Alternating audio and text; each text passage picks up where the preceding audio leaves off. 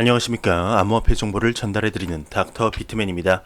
네, 즐거운 토요일이 시작이 되었습니다. 평일간 쌓였던 스트레스 편안하게 푸시길 바라면서 제가 준비한 소식으로 바로 넘어가도록 하겠습니다.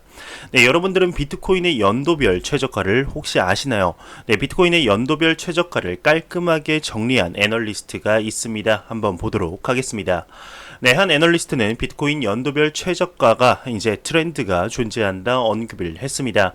네, 유명 암호화폐 분석가 리듬이 이제 12일 자신의 트위터를 통해서 연도별 비트코인의 최저가를 정리하며 연도별 비트코인 최저가에는 트렌드가 존재하는 것 같다 언급을 했습니다. 네, 비트코인 연도별 최저가는 아래와 같은데요. 네, 2012년엔 4달러, 13년엔 65달러, 14년에는 200달러, 15년도에는 185달러로 조금 하락을 했죠. 네, 16년도에는 365달러로 약 2배 정도, 17년도에도 780달러로 한 2배 정도 상승을 했습니다. 네, 18년도에는 3,200달러로 큰 폭으로 상승을 했죠. 2019년도에는 3,400달러로 200달러 정도 상승한 모습을 볼 수 있습니다. 네, 암호화폐 분석가인 리듬의 언급을 보았습니다. 네, 보게 되면 2014년에서 15년을 제외한 모든 연도가 해가 가면 갈수록 가격의 상승을 볼 수가 있는데요. 네, 과연 내년 2020년의 최저가는 얼마를 기록하게 될까요? 네, 적어도 2019년보다는 2배 이상 높지 않을까 생각이 드네요. 네, 이러한 소식과 더불어서 비트코인의 유명한 애널리스트죠. 네, 앤서니 팜플리아노 일명 폼 형님이신데 이 폼 형님이 언급을 했습니다. 네, 비트코인의 낙관론자이니만큼 긍정적인 언급을 했는데요. 한번 보도록 하겠습니다. 네, 모건 크릭의 창업자는 비트코인의 혁신에 허락이 필요 없다 언급을 했습니다. 네, 미국 자산 운용사 모건 크릭 디지털 에셋의 공동 창업자 앤서니 팜플리아노가 13일 본인의 트위터를 통해서 비트코인을 통한 혁신에는 누구의 허락도 필요하지 않다 언급을 했습니다. 네, 이어서 그는 아무리 많은 위원회, 기자회견, 사업계획도 혼란에 빠진 사람들을 도울 수 없다며 비트코인은 그들을 도울 수 있다고 덧붙였네요. 네, 비트코인의 혁신에는 허락이 필요 없다는 내용이었습니다. 네, 앤서니 팜플리아노의 경우 비트코인은 여전히 죽지 않았다며 다음 불마켓 때 기억해야 할 6가지를 언급한 적이 있었습니다. 네, 첫 번째로는 비트코인의 시세가 쉽게 변동이 될 수 있고 두 번째로는 투자금을 몽땅 잃을 수도 있다는 것이죠. 네, 세 번째로는 투자는 수용 가능한 수준에서 적당히 해야 한다. 네 번째는 트위터는 투자 전문 사이트가 아니다. 다섯 번째는 비트코인 매입에는 신중할 필요가 있고 마지막 여섯 번째는 스스로 충분히 공부를 하라며 언급을 한 적이 있는데요. 네, 사실 쓴 글만 보면 누구나 말을 할 수 있는 내용이지 않을까 생각이 듭니다. 하지만 그만큼 기본에 충실해서 상식적으로 투자를 하라는 말이죠. 네, 우리는 투자를 하다 보면 누구나 감정에 휩쓸려 투자를 하는 경향이 종종 있습니다. 가격이 높게 오르면 무리하게 투자를 하는 경향이 있는데요. 네, 항상 투자는 신중히 이성적으로 하는 게 가장 베스트죠. 네, 근데 이게 말이 쉽지 행동으로 옮기는 게 조금 어려운 건 사실입니다. 네, 항상 나오던 소식인데 오랜만에 나온 소식이 있습니다. 페이스북의 리브라에 관한 소식인데요. 네, 리브라에 관해서는 많은 분들이 언급을 하며 2020년에 정식이 런칭이 될지 말지가 기대가 가장 큰 프로젝트죠. 네, 이 리브라에 관해서 처음부터 잘못됐다며 언급한 자가 있습니다. 보도록 하겠습니다. 네, 코인 매트릭스의 창업자는 페이스북 리브라가 설계부터 잘못되어 있다 언급을 했습니다. 암호화폐 전문 미디어 AMB 크립토에 따르게 되면 최근 암호화폐 전문 분석 업체인 코인 매트릭스의 공동 창업자 닉 카터가 한 인터뷰에서 페이스북은 리브라 프로젝트를 기획하면서 설계 단계에서 엄청난 계산 오류를 범한 것 같다며 메시징 플랫폼을 통해 세계 통화를 기획한다는 제안은 이미 설계부터 단점이 명확하다 지적을 했습니다. 네, 이와 관련해 그는 리브라 측은 준비금이 있고 또 일정량의 외환과 이제 달러화를 이용해 리브라의 가치 안정을 유지할 것이라고 주장을 하지만 이는 의회의 반발을 살 수밖에 없다며 오늘날 국제 무역의 70%는 달러화를 통해 이루어진다고 설명을 했습니다. 네, 그러면서도 그는 다만 페이스북의 리브라 출시 계획 발표 이후 각국 정부가 디지털 통화 및 비주권 자산에 대해 관심을 갖기 시작했다면서 이는 페이스북이 암호화폐 산업에 분명히 기여한 부분이다라고 강조를 했네요.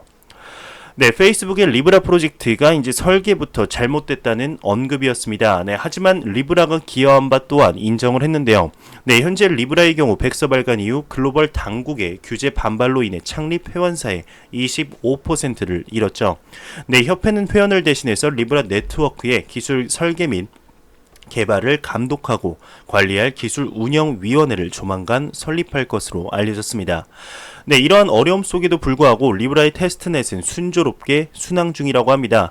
네, 2개월간 거래가 5만 건 이상을 기록했는데요. 네, 최근에 또 페이스북 측이 페이스북 페이를 출시해서 화제가 되었었습니다. 네, 과연 앞으로의 상황은 긍정적으로 흘러나갈지 부정적으로 흘러들어가게 될지는 이제 조금 더 봐야 할 것 같습니다. 네, 최근 중국의 DCEP의 시범 테스트 소식과 이제 더불어서 거래소 폐쇄 소식, 중국의 트위터라고 볼 수 있는 웨이보에서의 트론 바이낸스 계정 정지 조치 등 많은 소식들이 나오고 있습니다. 네, 오늘 또한 여러 가지가 나왔는데요. 네, 그 소식들 보기 전에 코인 마켓캡에서 가격 보고 넘어가도록 하겠습니다. 네, 코인마켓캡에서 가격 한번 보도록 하겠습니다. 메이저 탑10 코인 전반적으로 살펴보겠습니다. 네, 비트코인 같은 경우는 0.75% 상승하면서 7,200달러, 이더리움이 1.12% 상승하면서 144달러, 리플 XRP가 0.9% 하락을 하면서 0.21달러를 기록하고 있습니다. 네, 비트코인 더미넌스 같은 경우는 전날 대비 크게 다르지 않은 66.7%를 기록하고 있네요. 네, 다시 본론으로 들어가겠습니다. 중국에 많은 소식들이 나오고 있지만 그리 좋지 못한 소식들이 계속 나오고 있는데요. 네, 오늘 나온 소식들 또한 그리 좋지는 못한 것 같습니다. 한번 보도록 하겠습니다. 네, 중국의 인터넷 금융협회는 회원사의 ICO 참여 금지를 경고했습니다. 네, 중국 인터넷 금융협회가 13일 공식 채널을 통해서 회원사들은 중국 현지 법률을 엄격히 준수하며 불법 금융활동, ICO, 암호화폐 시장 조작 등 암호화폐 관련 불법 행위에 가담해서는 안 된다 경고를 했습니다.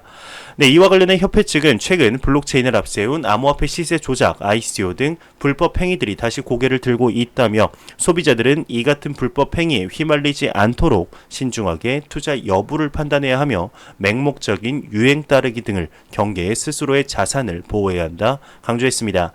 네, 인민은행, 청산센터, 공상은행 등 중국 주요 금융기관, 핀테크 업체 등이 중국 인터넷금융협회 회원사로 있다고 하네요.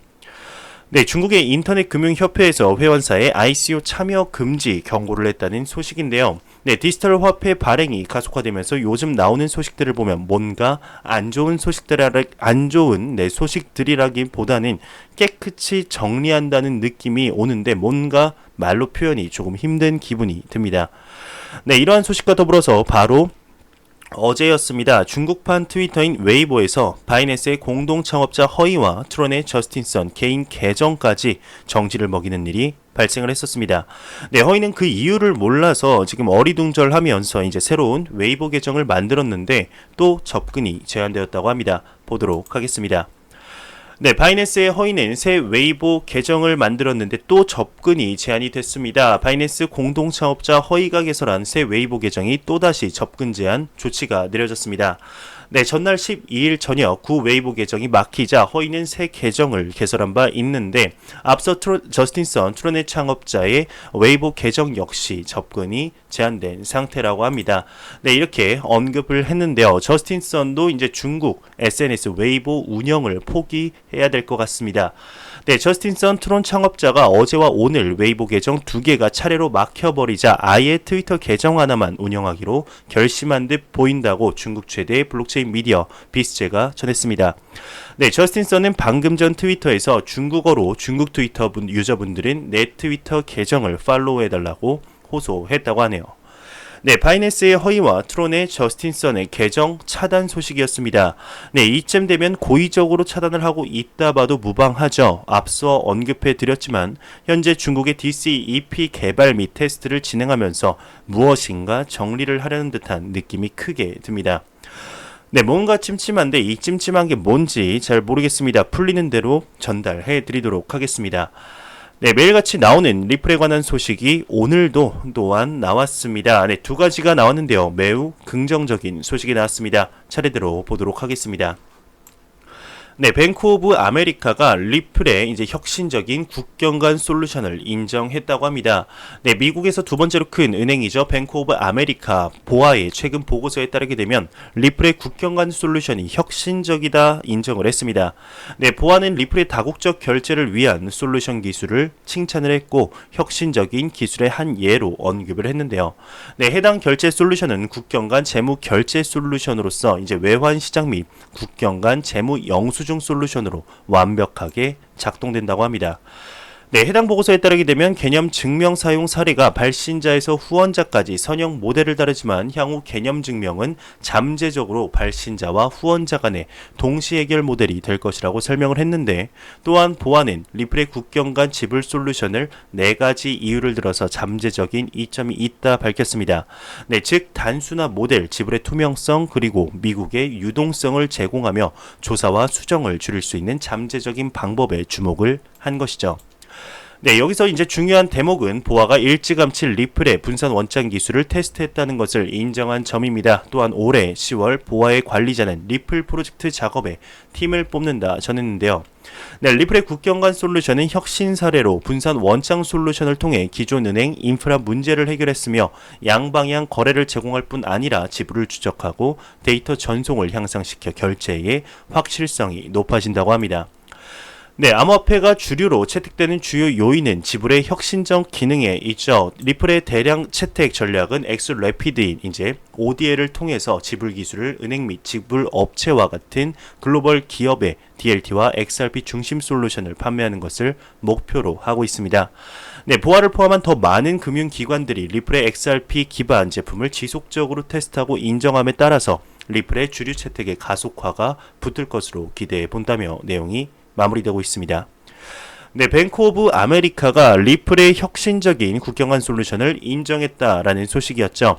네, 뱅크 오브 아메리카의 경우 리플과 DLT 파일럿 프로그램을 테스트하면서 네, 리플의 분산 원장 기술을 이용해 특허까지 낼 정도로 리플의 기술을 인정하는 모습을 볼 수가 있는데요. 네, 하지만 아직 ODL 솔루션을 사용한다 이런 직접적인 언급은 나오지 않았었습니다.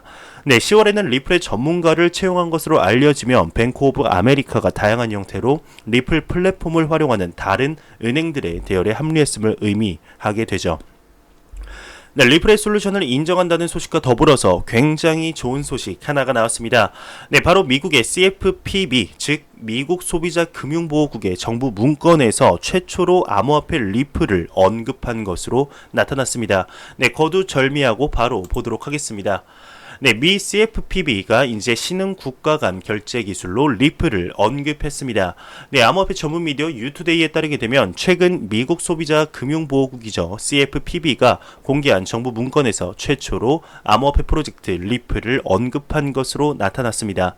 네, 해당 문건에서 CFPB는 이제 최근 글로벌 송금 시장이 국가 간 결제 서비스 제공 업체들의 최첨단 기술에 따라서 실질적인 변화에 직면했다며 리플은 스위프트 GPI 제품, 비은행 금융 기업과 같이 업계의 변화를 일으키고 있다 설명을 했네요. 네, 신흥 국가 간 결제 기술로 미국의 소비자 금융보호국의 문건에 언급이 되었다는 내용이었습니다. 리플의 솔루션이 그만큼 혁신적이라는 이야기죠. 네, 시대는 언제나 변화를 했습니다. 그 변화에 발맞춤에 따라가지 못하면 뒤처지고 도태될 뿐이죠. 네, 그 사실을 미국 같은 국가 정부 기관에서 모를 리가 없습니다. 네, CFPB의 경우 자금 세탁과 테러 자금의 암호화폐 기술을 그리 달갑게 보지는 않았었는데요. 네, 현재 리플을 공식 문건에서 언급을 했다는 것 자체가 큰 의미가 있지 않을까 생각이 듭니다.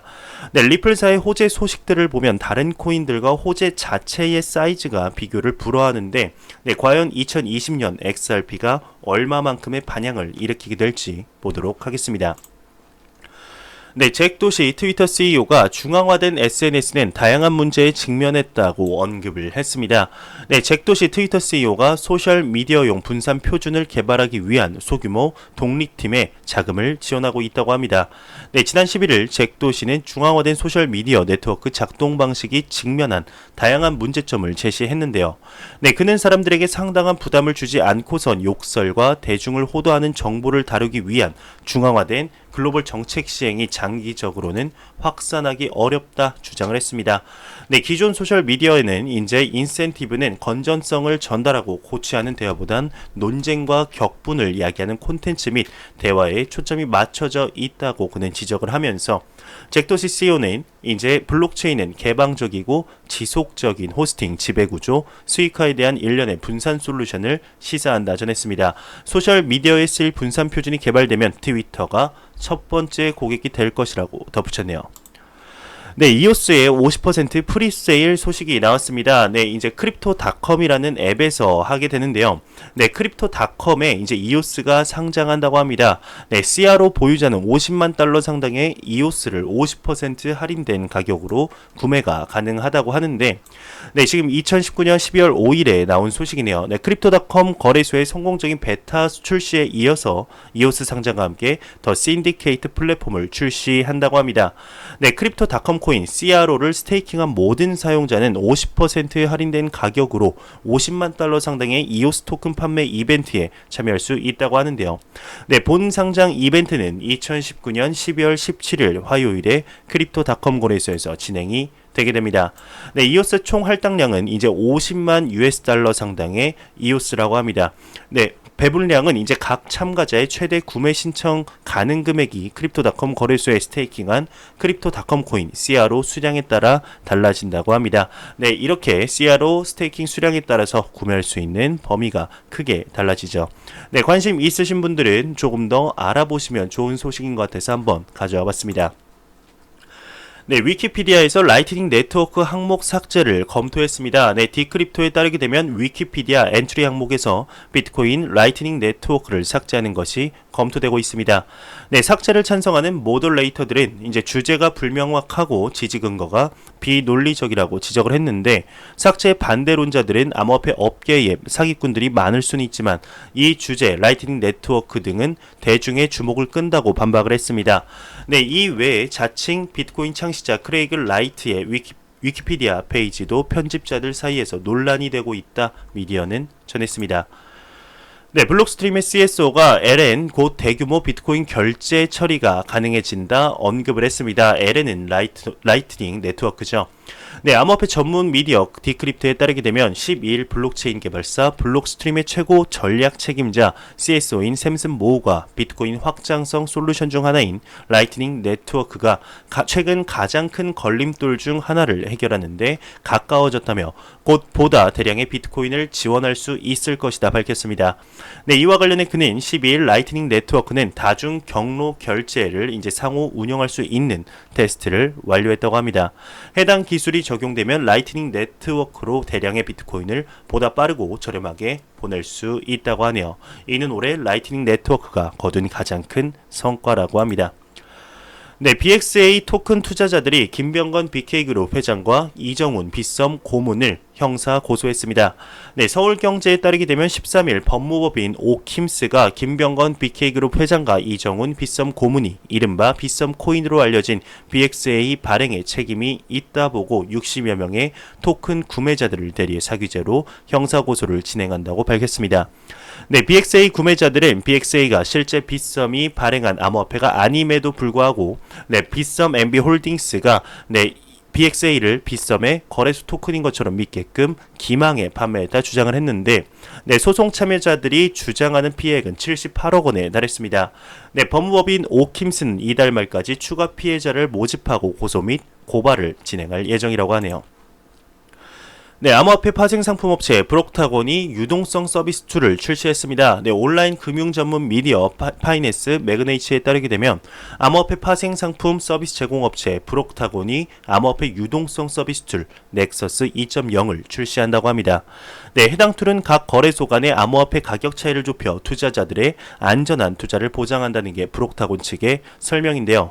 네, 이와 관련해 돈과 이제 브록타곤 최고 경영자는 가격 불일치가 업계 성장에 장애가 되고 있다며 넥서스 2.0은 암호화폐 거래의 트렌드를 바꿀 수 있을 것이다 언급을 했습니다. 네, 스핀이란 코인이 이제 23% 상승을 했습니다. 네, 인플루언서 영입과 공구 마켓 가동이 영향을 미친 것이 아닌가 이렇게 생각이 든다 언급을 했는데, 네, 블록체인 기반 인플루언서 마케팅 프로젝트 스핀 프로토콜이 인플루언서 4명을 영입하면서 셀럽 공구 마켓을 본격 가동한다고 설명을 했습니다. 네, 스핀 프로토콜은 모델 방송인 등 출신 인플루언서 4명을 영입했다 설명을 했는데요.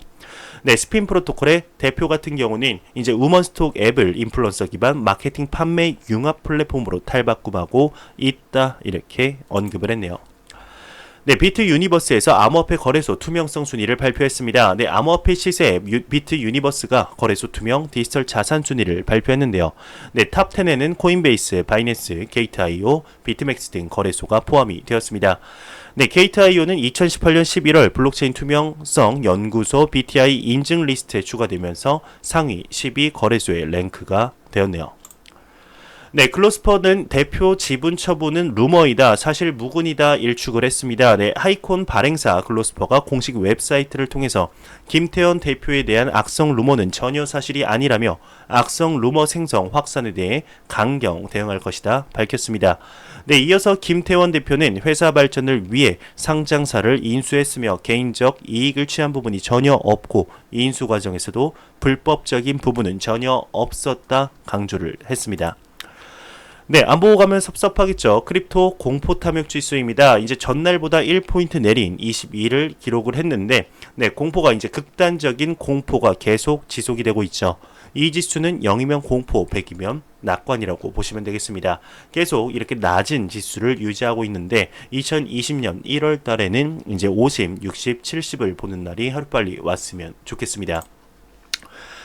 네, 그러면 코인 마켓캡에서 가격 보고 마무리하도록 하겠습니다. 리플 XRP 기준 지금 0.21달러인데 0.96% 이렇게 하락을 하고 있죠. F5번 한번 눌러보고 있습니다. 네, 마이너스 1.37%로 아까 대비 조금 더 하락한 모습인데 254.93원을 유지하고 있습니다. 네, 제가 준비한 소식은 여기까지입니다. 영상이 도움이 되셨다면 구독과 좋아요 그리고 광고 한 편만 처음부터 끝까지 시청해 주시기 바랍니다. 이 채널은 오직 광고 수익으로 운영이 되게 됩니다. 항상 영상 시청해 주시는 시청자분들, 구독자분들 너무나 감사합니다. 저는 다음 영상으로 찾아뵙도록 하겠습니다. 지금까지 닥터 비트맨이었습니다. 감사합니다.